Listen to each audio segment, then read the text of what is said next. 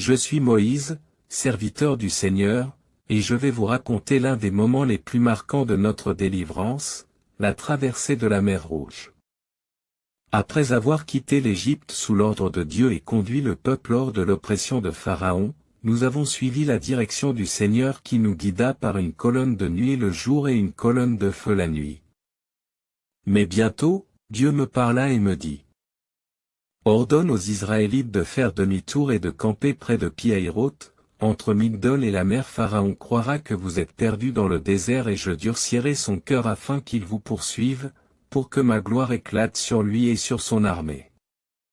Ainsi, nous avons installé notre campement près de la mer, comme Dieu l'avait commandé. Mais bientôt, un bruit sourd retentit au loin, un grondement menaçant, celui des roues des chars et des sabots des chevaux. Un messager vint en courant, le visage marqué par la peur. Pharaon et toute son armée nous poursuivent. Il a mobilisé ses meilleurs chars, 600 chars d'élite, ainsi que toute la puissance militaire de l'Égypte. Alors, un cri de panique s'éleva parmi mon peuple. Les Israélites se tournèrent contre moi et dirent: Pourquoi nous as-tu fait sortir d'Égypte? Était-ce pour mourir ici dans le désert? N'avions-nous pas déjà dit en Égypte: Laisse-nous servir les Égyptiens, car il vaut mieux être leurs esclaves que de mourir ici?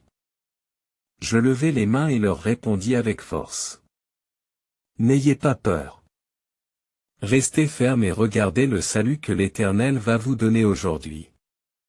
Ces Égyptiens que vous voyez, vous ne les reverrez jamais plus. L'Éternel combattra pour vous, vous, gardez le silence. Alors Dieu me parla encore et me dit: Pourquoi cries-tu vers moi? Ordonne aux Israélites d'avancer.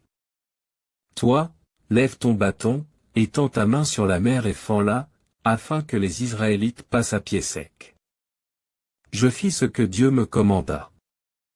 Alors, la colonne de nuée qui nous guidait se déplaça derrière nous, se plaçant entre nous et l'armée de Pharaon. Du côté des Égyptiens, elle était ténébreuse et les plongea dans la confusion, d'une autre, elle nous éclairait comme un feu dans la nuit. Puis, sous mon commandement, je levai mon bâton et étendis ma main sur la mer. Soudain, un vent violent se leva, soufflant toute la nuit, et les eaux se séparèrent en 2 murailles gigantesques, laissant un passage sec au milieu de la mer. Voyant cela, je criai au peuple: Avancez! Traversez la mer à pied sec. Nous nous sommes engagés sur ce chemin miraculeux, marchant entre 2 murailles d'eau. Derrière nous, Pharaon, voyant que nous traversions, ordonna à ses chars et ses soldats de nous poursuivre sur ce passage ouvert. Mais Dieu, dans sa puissance, troubla leur avancée, il fit s'enfoncer les roues de leurs chars dans le sable, ralentissant leur course. La panique s'empara des Égyptiens, et certains crièrent: Fuyons loin d'Israël. Leur Dieu combat pour eux contre nous. Alors que nous avions tous traversé et que les Égyptiens étaient au milieu de la mer, Dieu me parla à nouveau. Étends ta main sur la mer, et les eaux reviendront sur l'armée de Pharaon, sur ses chars et ses cavaliers. Obéissant à sa parole, je levai mon bâton et étendis ma main sur la mer. Aussitôt, les murs d'eau s'effondrèrent, engloutissant toute l'armée de Pharaon. Pas un seul Égyptien ne survécut. Lorsque les Israélites virent ce prodige et la puissance du Seigneur, une grande crainte les saisit.